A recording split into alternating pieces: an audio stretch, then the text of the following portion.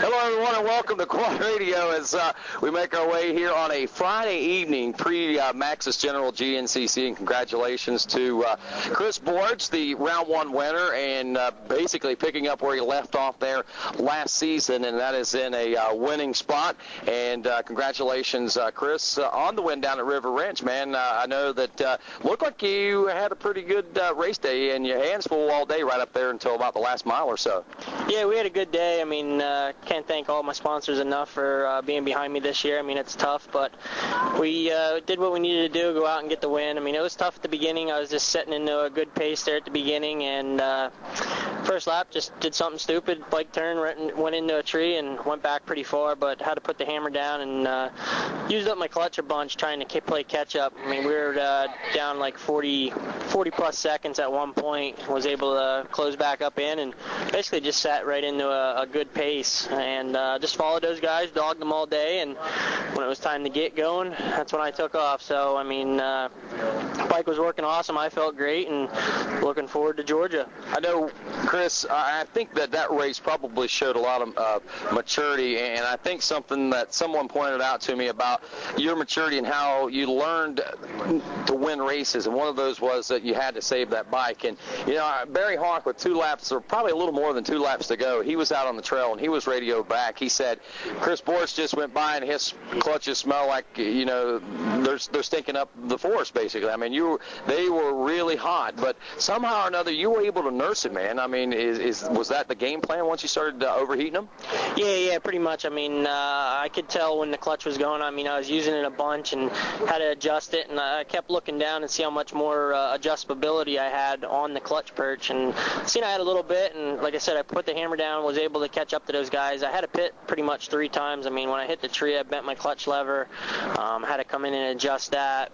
I took fuel, and I had to stop, get goggles another lap, and then I had to stop and get fuel again because I did it on the first lap. So, yeah, I mean, you got to baby the bike, I mean, as much as possible. I mean, I had to play catch up and put the hammer down when I needed to, but when I needed to just cruise, I was able to catch up to those guys, just settle in a good pace, and go from there. I tell you, I think your training shows a lot, and everybody's training. I mean, you guys pushed yourselves to the limit. The conditions that you guys are racing in, Morton, were pretty extreme, really. I mean, for the first round of the season, I mean, we're talking 80-plus degrees. There was rain, and then, you know, I mean, all the combination of everything that went into it, man. I mean, it had to make for a long 2 hours. That, to me, appeared to be one of the rougher Florida tracks I've seen in a while. Yeah, definitely it was. I mean, I was hoping for rain. I mean, I've been hitting a bunch of the local series down here, and it was been just a dust bowl, but with the rain, it just seemed like with the sand, it just ate out even more. It didn't fall back into the holes. It just blew out, and just made for a real rough track. But like I said, we were training real hard this year, came in real strong, and finished on a strong note. So we're just looking forward to the next round and go from there. I know you're obviously in great shape, but you know, I was talking to Walker Fowler a little bit ago. You know, he was talking about your age, saying, you know, you're getting a little old, the hair's starting to get a little light and stuff like that. But in all seriousness, you know,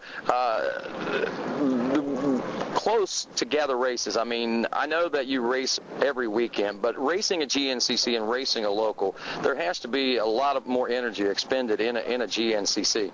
Yeah, definitely. I mean, I can go to a local and some of the guys can hang with me, and it's just one of those things. But when you put me on a national track and I got to perform, I mean, I step it up to the next level, what I got to do. But yeah, everybody's training hard. Everybody's wanting a championship. But, I mean, it's going to be tough. I mean, I got that number 1 plate for a reason. If he wants to call me old, that's fine. I mean, I have no problem with that. I guess I'll have to teach the baby a couple tricks. But, yeah, well, I don't know. Like I said, I mean, everybody's counting on him coming in this year and giving us a run. And, I mean, I think some of the races he's going to be up there, but it's going to be definitely a learning curve for him. And, I mean, a lot of the other pros, I mean, they definitely need to I don't know, I just, like I said, everybody's been stepping it up and pushing hard, and I mean, if they step it up a little bit, and if I get beat, I mean, obviously I don't want to, but you can't win every race, and when I go out, and if I get beat, I'll come home and do my homework and come back even stronger. So that's the motivation I have right now, and having that number 1 plate on the bike, that's what gives me the drive to keep going. Yeah, for sure. But, I mean, back thinking about Walker, you got to be pretty impressed with this kid in a sense, though, just the maturity he's showing as a freshman pro, a rookie pro. I mean, listening to him talking about coming into the season, man, he's not expecting to set the world on fire. And even in the interview that I had with him just a few moments ago, I mean, he doesn't feel like he's out here ready to challenge you guys for the championship. He thinks this is a learning year, and I think that's pretty respectable for him, Yeah, for sure. I mean, jumping up to the pro class, I mean, it's definitely a different ball game, and you got to be on your game. I mean, there's a lot of things that go into the race, and I mean, a lot of people don't see the different line choices and just being smart and smooth on a bike, and that's one thing that I think I have over everybody right now is that I'm just so smooth, so confident in my bike, in myself, and just being on the track, making good line choices. And I mean, I heard McGill's interview on your quad radio there that he just waited for it, and then that's when I went by Bithell there. But it's just one of those things. I mean, I'm just that comfortable on the bike and confident in my program that I can pretty much do what I want when I want on the track. This weekend, heading into Georgia, it's going to be another hot one. Don't know what the rain's going to do tonight. They're calling for some scattered showers, but all in all, I mean, I think the track could take a little bit of rain, and with the sunshine that's going to be backing it up, it just make for an interesting race. But that's the one thing that you can always expect here, the unexpected in Georgia, I think. Yeah, I mean, you just never know. I mean, I mountain bike the whole track, and it looks good now, but if it gets a little rain, I mean, there's going to be holes forming out there, mud holes, and just anything. I mean, this clay here turns into ice when you get water on it, and it definitely turns into a different racetrack. Looking at the team, man, I've seen a lot of people hanging around, man. Looks like the support is still here with family, friends, sponsors. I mean, you guys got the ball rolling right this year, and everybody seems to be on a positive and high note right now.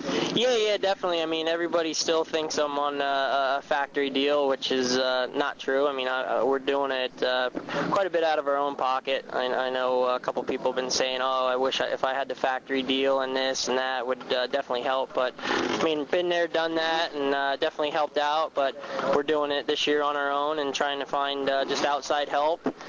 Definitely Max has stepped up a bunch, and just different sponsors like Yield Cycle Barn, NRG Controls, LKQ, just some sponsors back at home that's not in the racing industry, but definitely helping out. So I think you're proof positive, man. I think that was a good thing that you might have just put out there, man, because I think you can give folks an incentive out there to know that you don't have to have the factory support. And I think that's what we got to get away from a lot of these people. They think if they don't have the factory backing them, there's just no way they're going to be able to compete. You have proven that just the opposite.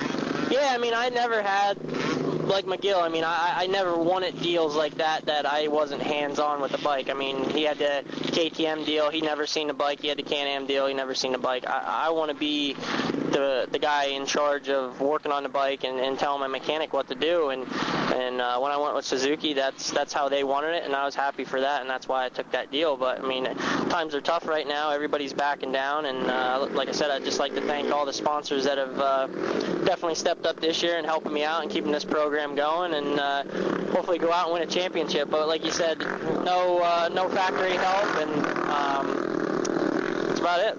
I tell you, man, it's all right here. It's all right there in the heart. You want it. You believe it. You live it, and that's what I think you're going to make happen, man. I mean, and if you don't make it happen, then you're going to make it tough for somebody else to make it happen for themselves. That's for sure.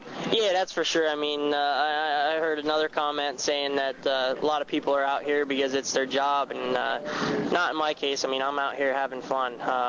That's what I mean. We started doing this when I started racing. I never thought I'd be where I'm at right now, and I just love racing, love the competition, and I love when everybody tries to step up their game, and I gotta definitely step it up even more. So love the competition. Hopefully everybody's ready for a long year. I bet they are, man. I know everybody knows that they got a long row to hoe ahead of them when it comes to beating you, but it's going to be a lot of fun to watch. And Chris, thanks again for taking the time. I know I said 2 minutes. It's been 10, but that's okay, man. Time flies when we're having fun. Yeah, definitely having fun talking to you, and like I said, just a big shout out to everybody that's been helping me this year, and looking forward to Georgia. All righty, man. That's Chris Borich. I'm Rodney Tomlin. This is Quad Radio.